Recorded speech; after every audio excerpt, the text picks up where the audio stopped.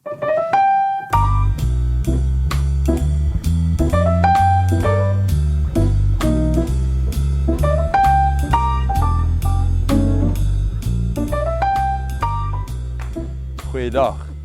baie welkom by Lockdown-Huwelike nommer 8. Ons het verlede week gesels oor die basiese behoefte van 'n mens. Basiese behoefte het twee kante. Aan die een kant het jy die sigbare of die fisiese, en aan die ander kant het jy die emosionele.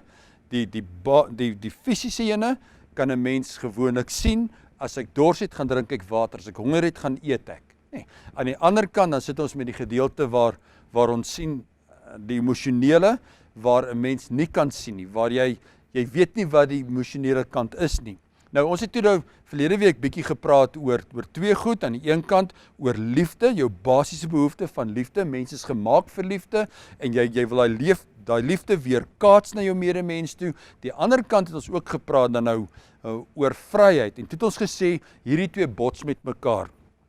Raffi Zachariah het die volgende gesê, hy het gesê, liefde was nooit gemaak om vry te wees nie. Liefde is juis gemaak om te bind. En daai twee bots partykeer met mekaar. Nou, dit is genoeg van verlede week. Ek wil graag met jou praat dan oor die derde behoefte wat ons het. Die derde behoefte gaan oor die behoefte vir betekenis. Jy sien, die behoefte vir betekenis is eintlik 'n soeke na iets groter as ek self. Onthou het ons kinders was. Toe het ons vir mekaar gesê, wat wil jy word? Nee, ek wil 'n brandweerman word. Nee, ek wil 'n soldaat word. Nee, ek wil 'n verpleegster word. Nee, ek wil... Jy sien, die gedagte is, ons wil die wêreld gaan red. Hier in my klein hartjie waar ek is, dink ek by myself, die wêreld het my nodig, die wêreld het 'n behoefte, en op grond daarvan gaan ek en ek begin leef en ek begin leer. En ek dink dalk is dit 'n mate waaroor ek 'n predikant geword het dan, is juis met die idee, die gedagte, dat ek wil mense help. Dis daai diep behoefte van, ek het 'n betekenis, dit beteken vir my ietsie. Hierdie betekenis, hierdie soeke na erkenning, maak dat ek onselfsugtige dade sal doen. Maak dat ek dinge sal doen, wat ongeag of ek myself opoffer, ongeag of ek myself tekort doen, ek sal doen, want ek wil mense help. Dis deel van ons lewens.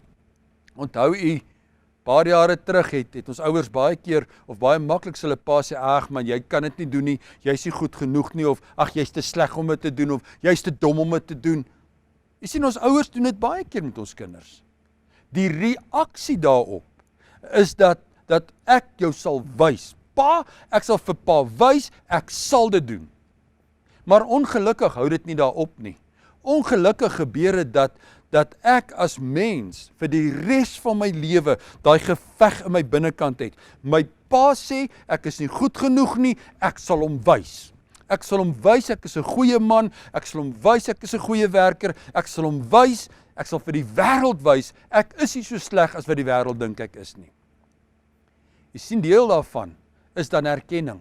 Deel daarvan is om te kan sê, maar weet ek wil net erken word. Aan die ander kant, erkenning is baie belangrik. Ons ouers was lief om dit te sê, kinders word gesien, maar hulle word nie gehoor nie. Weet jy, eintlik het ons ouers ons onreg aangedoen. Want ons ouers het eintlik gesê, sit daar stil, hou jou mond, jy mag nie praat nie. Eintlik het hulle deel van hierdie basiese behoefte in ons hart, hierdie betekenis van erkenning, of behoefte van erkenning, het hulle vir ons weggevat van ons af. Dan sien ons hoe 'n mens daai diep behoefte vir erkenning het. Dis baie keer belangrik, dat ons mekaar sal begin erken. In 'n huwelik, dieselfde storie. Jy sien, dis baie basies, maar hoor dit net vandag. Ons het 'n huis saam gekoop, ons het 'n kar saam gekoop, ons het kinders, ons het al hierdie klomp goed. Maar wanneer ons praat, dan praat ek van my kar en my huis en jy sien, as ek eintlik besig om nie my lewensmaat te erken, en ek hoor baie keer in huwelike, hoe die man of die vrou praat van, dis my.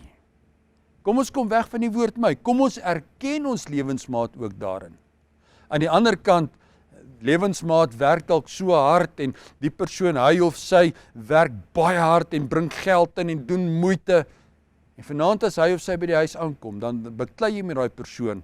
Jy's kwaad vir hom, omdat hy of sy dan nou ook nie betyds by die huis was nie. Maar aan die ander kant, erken jy nie die feit, dat hy besig is om te werk nie. Die gevaar van daardie ontkenning, as ek dit so kan stel, is dat, is nie moeite werd om dit te doen nie. Hoekom moet ek hard werk? Want sy of hy erken dit nie. Hoekom moet ek dinge doen? Hoekom moet ek, as dit nie raak gesien word nie? Die ander kant is ook waar.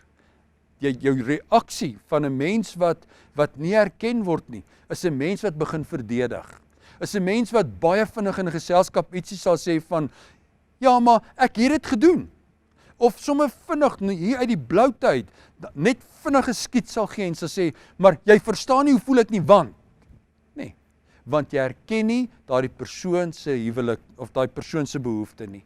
Dis baie belangrik in die huwelik, want jou lewensmaat gaan begin argumenteer. Hulle gaan met jou stry, totdat jy dit begin erken. So, ek wil jou raad gee. Begin om dit te erken. Erken die klein goedjies, daai klein dingetjies. Erken die koppie koffie wat sy vir jou bring. Erken die kos, erken, en sê van, weet jy wat, ek waardeer dit. Baie dankie wat jy vir my doen. Dis belangrik dat ek en jy dit sal doen. Dis belangrik dat ons mekaar sal begin erken. Net op 'n punt sal kom, wat ek sê, weet jy wat, ek erken dat jy 'n kosbare mens is. Ek erken wat jy doen. Want die oomblik as ek begin erken, dan begin my lewensmaat te blom en my maat begin besef, maar weet jy wat, ek doen dit want hy erken dit. Ek doen dit want daar's betekenis in die huwelik. Die volgende wat ek met jou oor wil praat, is die behoefte van ons sport en ontspanning. Jy sien, in die huwelik gaan dit baie keer rof. Dit gaan baie keer dat ons gaan werk en is moeilik by die werk en baie aande, veral hierdie afgelope tyd, kom mense en hulle bring hulle rekenare huis toe, sit by die huis en werk. Een van my vriende sal werk tot 2, 3, 4 in die oggend, en môreoggend 8 uur sy weer in sy huise kantoor, en hy's weer besig om te werk, en so werk hy uur in en uur uit, en hy kry nie tyd vir sy familie nie. Aan die ander kant, as ons van huisvrouens praat, as ons ook van vrouens praat wat deur die dag gewerk het, kom nou by die huis aan, en nou is daar daai bondel wasgoed, daar's hy skorrelgoed, daar's al daai huisverpligtinge, kinders wat huiswerk, en as ons so oorlaai, en dan gebeur dit dat ons op 'n plek kom wat ons oorwerk is, ons raak moeg, ons raak moedeloos, ons voel net, ons kan nie meer nie, alles raak net vir ons dood eenvoudig te veel. Ek weet jy ken daai gevoel. Baie keer voel dit vir ons, ag nee wat, ek is nou moeg, ek kan nie meer nie. Die beste medisyne wat daarvoor is dat jy kan rustig raak, is dat jy op 'n punt kom waar jy sport en ontspanning gaan doen. Daar's 'n gesegde wat sê, 'n ou gesegde sê, 'n boog kan nie altyd gespan bly nie. Daar moet 'n tyd kom wat jy net bietjie afskakel. Daar moet 'n tyd kom. In COVID tyd kan ons nie gaan rondry nie, ons kan nie gou-gou bietjie langs die rivier gaan sit nie, ons kan nie gou-gou, nee. Maar dit is belangrik dat ek en jy op 'n punt kom waar ons dood eenvoudig met mekaar sit en ontspan. Jy sien, ons kan nie aanhou werk, ons kan nie. Ek wil jou aanraai dat ons tyd sal neem om sport en ontspanning te doen. Jy sien, ons dink altyd sport is hierdie bodybuilding, of ons dink is hierdie rugby, en ons dink is, nee, dis nie altyd dit nie. Jy sien, sport en ontspanning is vir jou belangrik, want dis nodig om op 'n punt te kom waar jy en jou maat dalk net saam om die blok stap, net bietjie tyd saam met jou lewensmaat spandeer. Die nodige van ontspanning en sport is die volgende. Die nodige is om dan op 'n punt te kom waar jy net bietjie lekker gaan stap, net ontspan, vergeet van werk, vergeet van alles en net al daai frustrasie uitwerk. Ja, potjie golf, ja dalk voetslaan in die berge, ja dalk wat ook al. Maar is nodig om te ontspan. Jy en jou maat kan apart ontspan, julle kan op 'n punt kom wat sy haar oefening gaan doen, wat jy jou oefening gaan doen, jy kan op 'n punt kom wat julle dalk saam stap en saam die oefening doen as julle so gelukkig kan wees. Dit sal goed wees, jy sien, want hierdie ontspanning het 'n helende effek. Hierdie ontspanning bring genesing, hierdie ontspanning maak dat al daai frustrasie, al daai harde werk, al daai negativiteit, al daai oorlaaiigheid word afgelaai terwyl jy sport en ontspanning doen. Dis vir my belangrik. Al kom jy vanaand by die huis aan, en jy sit vir 5 of 10 minute net stil, al kom jou lewensmaat dan by die huis aan, gaan sit stil, drink 'n koppie koffie saam, ontspan net vir 'n paar minute, raak net rustig, gooi die dag se moeilikheid af, en sit en kuier net vir 'n paar minute by mekaar. Ek wil jou aanraai, kom ons doen dit. Die volgende ene wat ek jou graag wil aanraai om te doen, waarna ons gaan kyk, is die 5de behoefte, en is die vrede met God. Jy sien, elkeen van ons is geskape na God se beeld.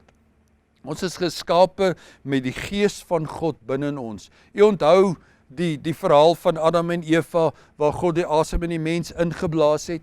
Selfs die primitiefste mens het ook 'n soeke. Daai primitiewe mens gaan aanbid 'n klip. Hy buig homself neer voor 'n boomstomp, net sodat hy iets het waarin hy kan gaan aanbid, net dat hy daai diep soek in sy hart antwoord kan gee. Selfs die ateïs het 'n manier om ietsie hoër as hy self te soek. En ek wil nie regtig daaroor gesels nie, maar elke mens het 'n behoefte in sy binnekant. Elke mens het daai soeke na iets hoër. Hy het daai bewustelikheid en daai bewustelikheid van daar's 'n opperwese. In die huwelik wil ek vir jou sê, God het die mens gemaak. God het Adam en Eva gemaak, maar hy het ook die huwelik gemaak. En in die huwelik is dit baie keer nodig dat ek en jy ook dan die opperwese soek, dat ek en jy ook, wanneer God ons saamgevoeg het, dat ons ook dan die opperwese saam sal soek. Dit is so maklik om aan die een kant te leef en net aan te gaan. Jy sien, maar daar's 'n driehoek, en daardie driehoek is belangrik, want bo is God, onder dan sien ek ietsie soos, dat God die Vader is bo, dan is die man en die vrou, en dan is die reël dit, hoe nader die man en die vrou aan God beweeg, hoe nader beweeg hulle ook aan mekaar. Hoe kleiner word hierdie driehoekie. En daai driehoekie is belangrik, want hoe verder jy weg beweeg, hoe verder is jou huwelik van God af. Ek wil jou aanraai, gebruik die basiese kind van die Here, Christelike beginsels in jou huwelik. As jy jou naaste moet lief hê, wees lief vir jou lewensmaat. As jy jou maat nie moet lelik behandel nie, behandel haar dan nie lewe, of hom nie lelik nie. Nee. Kom ons werk saam, want sodra ek en jy die basiese huweliksbeginsels begin saamvat en saam leef in ons huwelik, dan begin die vrede van die Here in ons huwelik inkom. My gebed vir jou is natuurlik, Filippense 4 vers 7, mag die vrede van God wat elke verstand te bowe gaan, ek wil sê elke gedagte te bowe gaan, ons hart en ons sinne bewaar in Christus Jesus. My begeerte vir jou is regtig dat jy vrede in julle huwelik sal hê, dat hierdie huwelik nie 'n plek sal wees waar ons beklei en stry en 'n oorlogsfront word, en as ek by die huis aankom, moet ek eers my handskoene aantrek, want ek weet nie watter kant gaan ek weer pak slaag kry nie. Nee, kom ek en jy leef in die vrede van God. Dis 'n behoefte in ons huwelik, dat ons die vrede van God sal hê. Hoe ontdek ek hierdie 5 basiese behoeftes in my maat se lewe? Jy sien, een van die goed is, ons sal moet begin vra. Ek sal moet begin kyk, wat is my lewensmaat se passie? Ek sal moet begin kyk, wat is dit wat my maat laat tik? Wat is dit wat maak dat my maat blom? Is dit liefde? Is dit vryheid? Is dit dan daai erkenning? Is dit dan daai soeke na God se vrede? Is dit sport en ontspanning? Jy sien, ek en jy moet gaan agterkom, wat maak dat my lewensmaat beter lewensmaat? Wat maak dat ek 'n beter lewensmaat vir my maat is? Wat maak dit? Wat is dit wat my dryf? Wat is dit wat my belangrik is dan nou? Ons moet gaan kyk, wat is ons eie motiewe? Wanneer ek my eie motiewe raak sien en ek my eie motiewe begin herken, dan gaan ek begin verstaan, maar my maat het ook daai behoefte. My maat het ook behoeftes vir dit. En dan begin ons saam te leef, mekaar te sê, maar weet jy wat? Dit is my passie. Ek het 'n soeke na erkenning. Ek het 'n soeke na liefde. Ek het 'n soeke na my hele menswees roep daarna uit. En wanneer ons dan met mekaar gesels het en met mekaar gepraat het, dan kom ons op 'n punt wat ons vir mekaar gaan sê, weet jy wat? Dit is jou behoefte, en dan begin ek dit herken, en dan stap ons daarmee saam. En kom ons sluit af met gebed. Vader, Here, wanneer ons vrede nodig het, dan bid ek dat U hierdie huwelikspaartjie vrede sal gee. Here, baie keer is huwelike dan 'n plek waar daar amper 'n oorlogsfront is, amper net 'n koue oorlog is, Here, waar man en vrou beklei en stry, en ek bid, Here, vir daardie vrede van God in hulle huwelik, u vrede, Here, in hulle huwelik. Ek bid ook, Vader, dat u sal help, elkeen van hierdie behoeftes, dat hulle net u liefde, u krag en u heerlikheid sal ervaar. Ek bid u goedheid en u guns af, Here, oor hulle huwelik, in die naam van Jesus. En ek dank u daarvoor. Ek sien uit om volgende week julle weer te kan sien. Dan gaan ek weer oor 'n onderwerp praat, maar u is baie welkom om weer Woensdag aan 7:00 in te skakel. Wees geseën.